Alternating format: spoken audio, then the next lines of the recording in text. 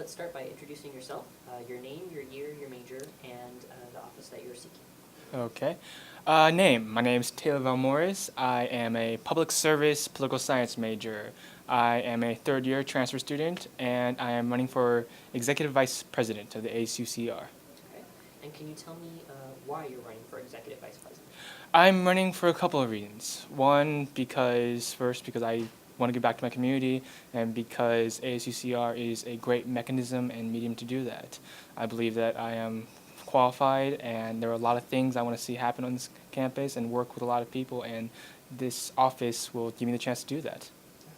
What is the job description of the executive vice president? So the executive vice president is the chair of the Senate. So the ASUCR is based mostly off the Constitution of the U.S. So the vice president of the U.S. is technically the chair of the Senate in the U.S. Senate, but they usually don't do the chairing. It's usually the someone else. But in ours, since we don't have them, it's just the vice president, me. So I'd be chairing the Senate meetings on Wednesday at 6:30 to 8 usually. And with all these senators, it's through that board where all the resolutions, bills, and legislation go through. Yes. What is one change you'd like to see made in the executive vice president position, something that you've observed that you'd like to improve upon, or altogether a new change that you'd like to bring to the office? So if it's okay, I can talk about myself a little bit. I've chaired a number of boards throughout the last couple of years, so I'm fairly well versed in Robert's Rules of Order, probably parliamentary procedure, and one of the things I would like to do I'm hoping to do if I became elected, is for one, train the Senate members to be able to comparably understand Robert's Rules and how to chair and participate in the meeting effectively. So Robert's Rules it sounds really complicated, but the main point and spirit of it is to do things fairly and effectively as possible. And a lot of people get messed up on that. Training on the little things can change a lot of that. So meetings on heated arguments like divestment to a funding for anything from sweatshirts to a transfer lounge can get really heated discussions. And if you don't know how to control a meeting or don't know how to participate in a meeting, then those voices get lost and some overpower unfairly. As elected representatives, we get a vote and a voice. And if our representatives don't know how to use that, then that's something that needs to be fixed. So besides training, I want to make the board more accessible and open to the public. So this USUCR, as it is, always strives to come out to students and be accessible and open, but it can be a little confusing sometimes. It's a little intimidating on the horseshoe, and so little things like making sure there are copies of the agenda out for any members of the public who want to go over with the senators. Making sure that there are representatives who have open office hours so they know that every meeting that we say publicly, hey, if you want to come talk to us in person, these are our hours. Little things like that. Part of the role of the executive vice president is to kind of serve as the liaison between the legislative and the executive branches of the student government. And I was just curious as to how you would make sure that both branches are communicating effectively with each other and have a good working relationship. So a lot of that is informal. So you have to build a group and make sure that they have good working relationships, they understand each other, that they feel like there's an open communication.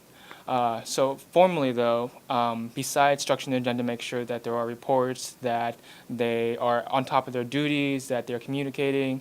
Representatives from the senators, they sit on both the legislative branch as well as, of course, communicate with the executive branch. It's mostly just making sure that they fall through on the procedures already in place, because they are there, but sometimes they fall lack.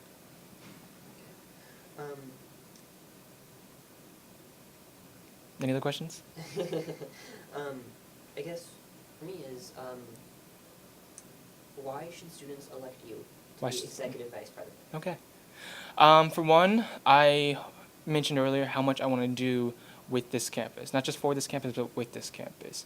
I don't want to just represent the students. I want to work with the students. I want to get them involved. My party, one of the platforms we're running on is change, but again, change with the students in the community. They should elect me because of all the things that I want to see happen and all the passionate projects that the senators and the people on my slate want to do, I believe that I'm most qualified to make those happen.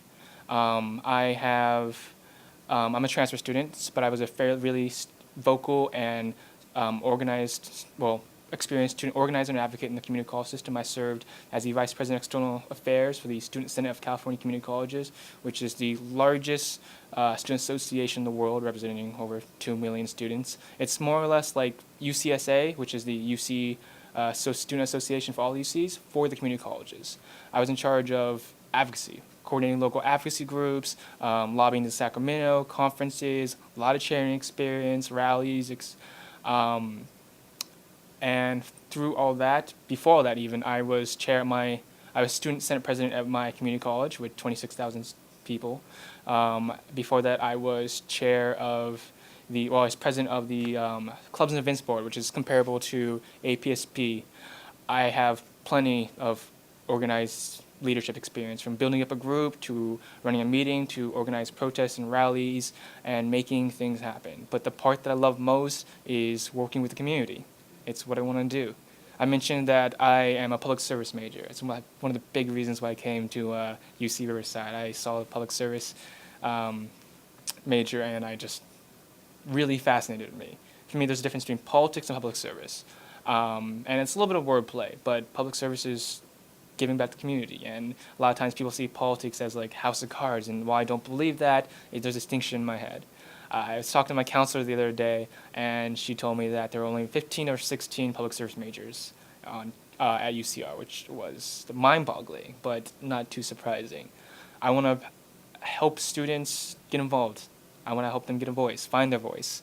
There are a lot of passionate people at UCR that I've met and that are out there I know want to get involved, and I can give them the opportunity.